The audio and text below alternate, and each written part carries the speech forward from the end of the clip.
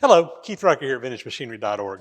Guys, today we're back to working on the Diresta Bandsaw project, and today's goal is I want to get this top wheel, get the shaft mounted, and see if we can true up the outside diameter of this old wooden rim. So this bandsaw wheel is well over 100 years old, probably made in the late 1800s from our estimation.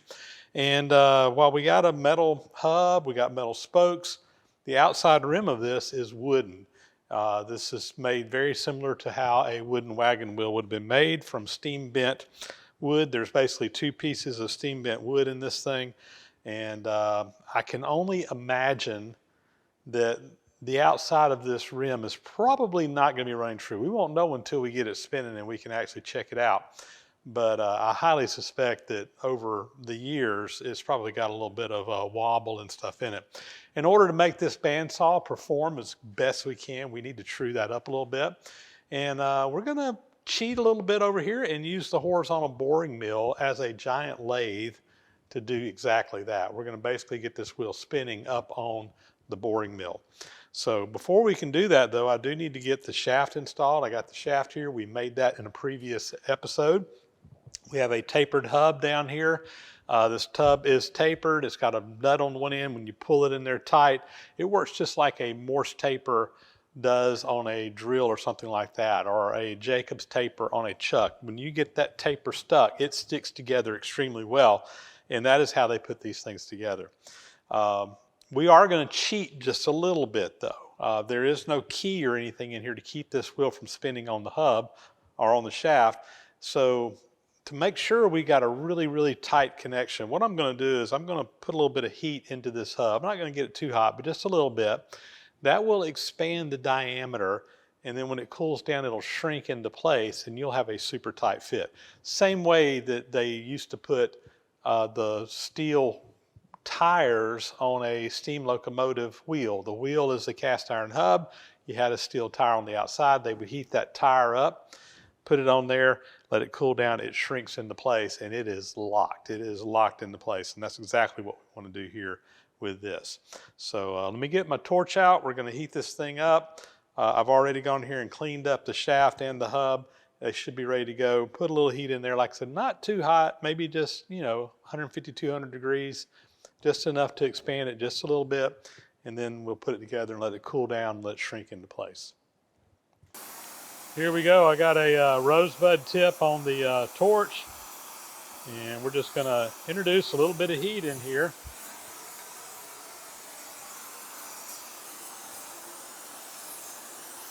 Not want to get it too hot, but want to get it hot enough that it'll expand just a little bit, and then let it cool down and shrink back into place.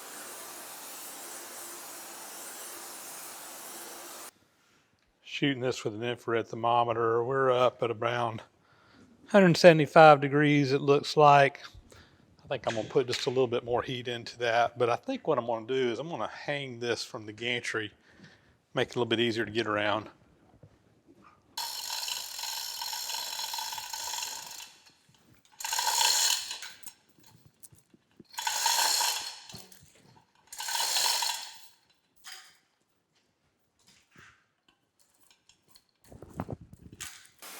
All right, I'm going to continue heating this thing up a little bit more. We're getting close to where I want it.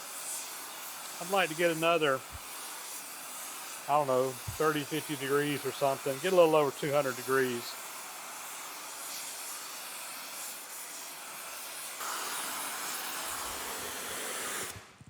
Let's see where we're at. I think we're probably going to be there. Get the infrared thermometer here. Yeah, about 250 degrees. It's perfect. I'll take my shaft. Now this shaft will only go in one direction because it is tapered. So we're going to put it in, and then we're going to take our nut on the back side here. And we'll draw that up as tight as we can get it.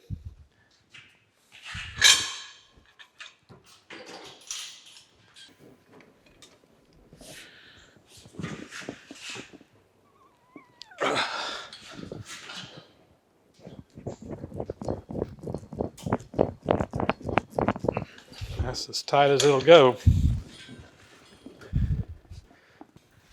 All right, we'll just let that cool into place, and that should be it. I've got my wheel up on the gantry, and we're getting ready to mount it on the spindle.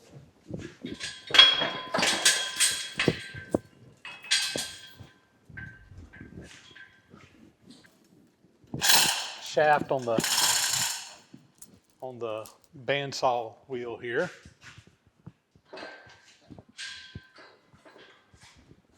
Let's see.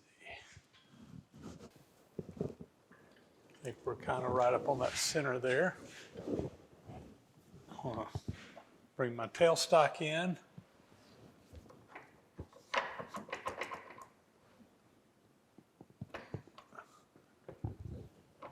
That's on the center.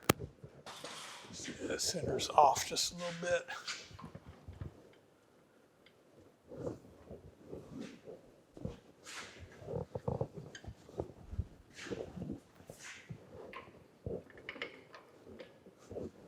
All right, I think I'm between centers here.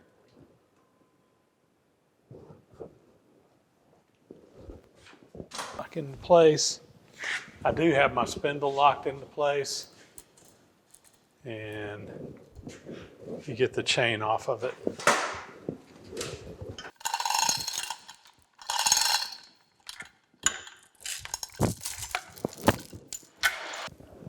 So this bandsaw had a rubber tire on it.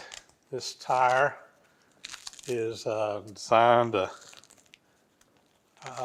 kind of give some cushion to the blade. The blade doesn't eat into the rim of the machine, and so on and so on. This one, as you can see, is kind of crusty. We're going to pull it off. I am going to put another rubber tire on this. I got to get one ordered, or two of them, one for the top and bottom wheel. But right now what I want to do is again, kind of true up this wood rim and make sure that it is running true. So we're going to pull the rubber tire completely off. Let me go ahead and get that done. This is the last little bit of this rubber tire.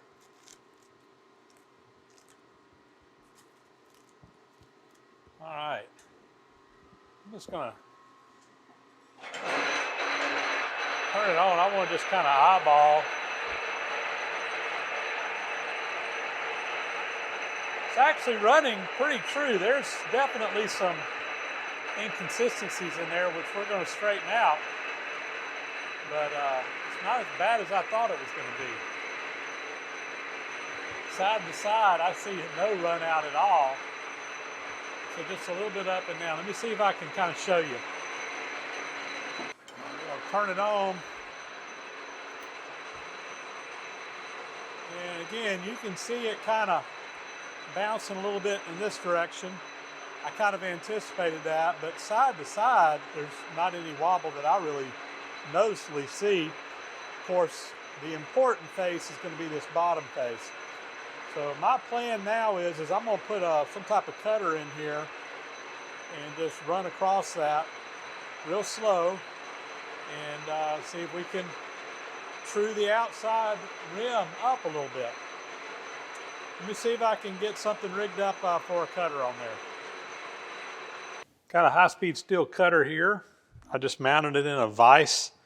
I need something to kind of hold it at an angle, and this is quick and easy. We'll see how it works. Idea here is that we're going to do this just like a lathe. We'll come in here, we'll touch off on this, and we'll let this table move the cutter across the face of this. We'll make a couple of light passes and see how it goes. So let me get my machine set up. I've got my speed of the hub here running at 15 RPMs, which is as low as it'll go. This is as slow as this machine will turn. And then I'm going to also put my cross feed on as slow as it will go. 3 thousandths per revolution, or 12 thousandths. I got to figure out which one I can use down there. and we'll give it a try. Let's see how it works. All right, I'm cranking the cross feet of the saddle out back kind of that way. We're going to kind of cut across toward me here, and I'm going to feed my table in here.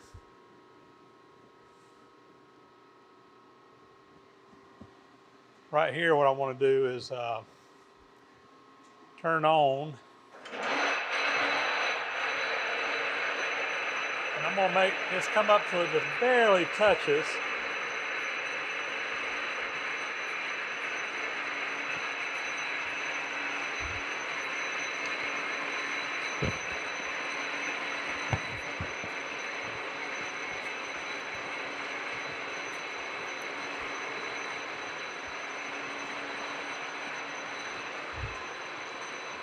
I'll feed in a couple of thou.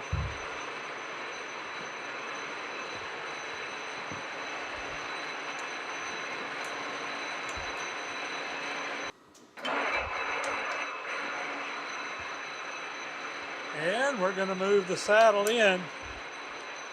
Just kind of let it cut across there. So I'm just barely cutting in one little spot right now, but it is cutting. I'm going to go ahead and just make this first pass. It's going to be kind of slow, but I think it'll be all right. It's going to probably take a couple of passes. That's cutting pretty good. So, all right, we'll bring you back here in a minute. Like I said, it's really only cutting in one little spot right now. So we're going to let it cut on across.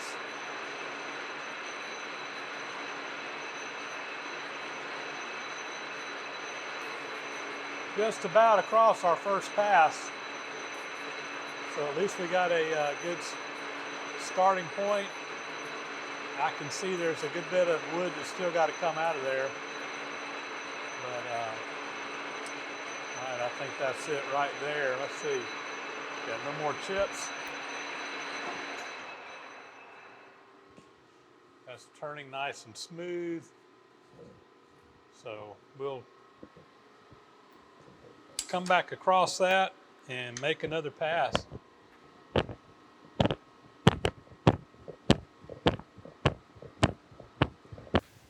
Just looking here where it's cutting, and that's making a nice, fairly smooth cut. We'll probably have to do a little sanding on that. Actually, it won't matter. That roughness will probably help when we glue the tires on. But still, I'm happy with that finish. That's the main thing. And we're gonna continue on. All right, I made another pass. I think I made about 60 thousandths on that one, and it cut it just like butter. I'm gonna do 100 on this one and see how that goes.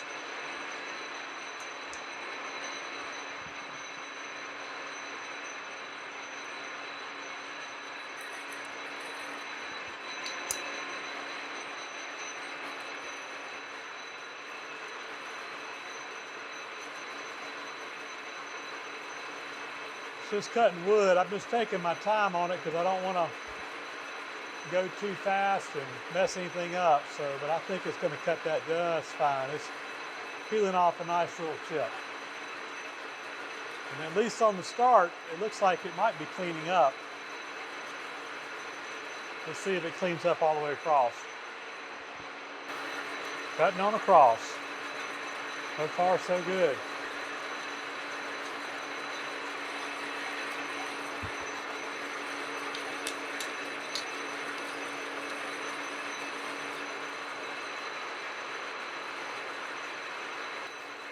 Yeah, so far so good. You know, it doesn't have to be perfectly flat all the way across or cut out all the way across, but so far this looks like I see a little bit of black in there, but not much. It may be adequate. Really nice to see this machine finally being used. I've had this in the shop now for several years. And of course, did a little restoration work on it. Spent about a year completely rebuilding this horizontal boring mill. And while I won't say it's 100% done, there's still a few things I'd like to do to it. It's in very good usable shape. We completely re-scraped in the bed, had the table ground, it was re-scraped. So at least all the tables and the movements are all been rebuilt as good as it was when it was new. I would eventually like to rebuild the spindle on it, but for right now it's going to be fine. But this is the first job that I've actually done on this boring mill since I've had it in the shop and since I've had it restored. And even though it's not a boring job like you're supposed to use a boring mill for, it's nonetheless it's exciting to see this machine being used. We'll let that finish cutting across and take a look at it and decide whether we want to make another pass or not. I'm pretty happy with that. It's a little rough, particularly where we have the end grain here. This is where the bolts come through, and they just took some dowels, some end grain dowels, and covered those up. But it is pretty well cleaned up all the way around. Thought this is interesting. Let me show you this, how they joined these together. Like I mentioned earlier, these wheels on these are wooden, steam bent wood, like a wagon wheel would have been made back in the day. And look how they're joined together. They kind of got this finger joint in there, sandwiches them together. There's a screw on either end that kind of comes in here and sandwiches all that together. And does a good job. You know, on a wagon wheel, they didn't do this, but they had that metal tire that kind of held it all into place. This has a rubber tire, so no real strength from the tire. So you had to have something a little bit more solid to hold those together. I'm happy with the results. I think I am going to take some sandpaper and just kind of hit this and see if I can smooth it up a little bit. But other than that, it's pretty much ready to go. Mission accomplished. We had to take about 150, 170, well, actually about 180 thousandths, I think, off of the diameter to get all the run out of it. But these wheels are running true now. Of course, we will be coming in and putting the rubber tires on. So like these little areas here that are below the surface, those will fill up with epoxy and the tire will be on top of it. So that's not going to matter. These areas in here aren't going to matter.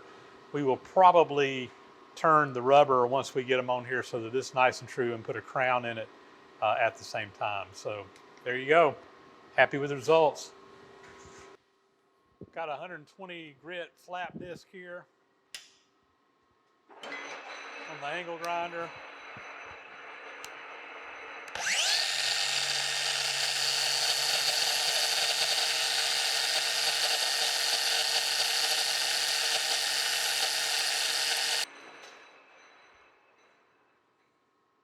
Much better. That's all I'm going to do. I think while I'm at it, I'm going to hit the sides of these with the angle grinder. The sides, not worried about them running perfectly true, but I do want to just kind of clean them up a little bit. They're kind of rough right now. Make them look a little nicer.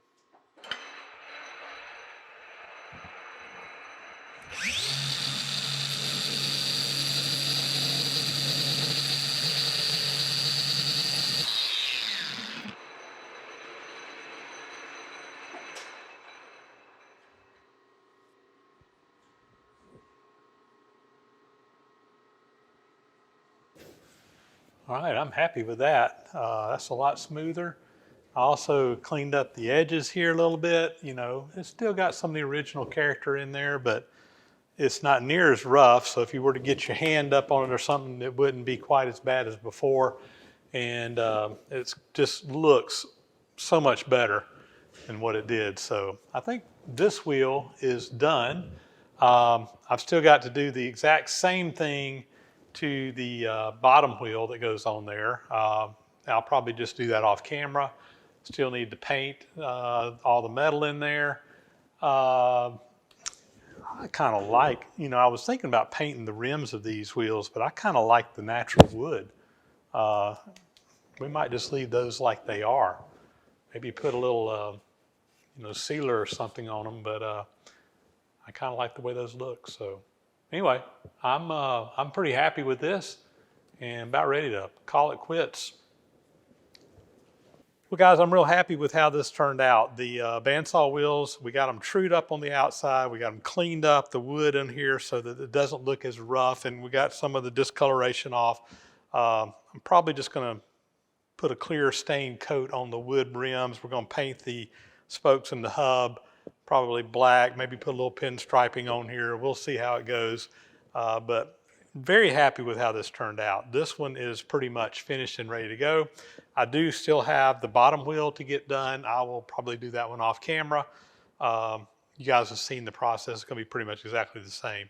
So we'll be getting that done. I also need to get the tires, the rubber bands for the tires ordered. I think those are going to be a special order. It may take a little while for them to come in.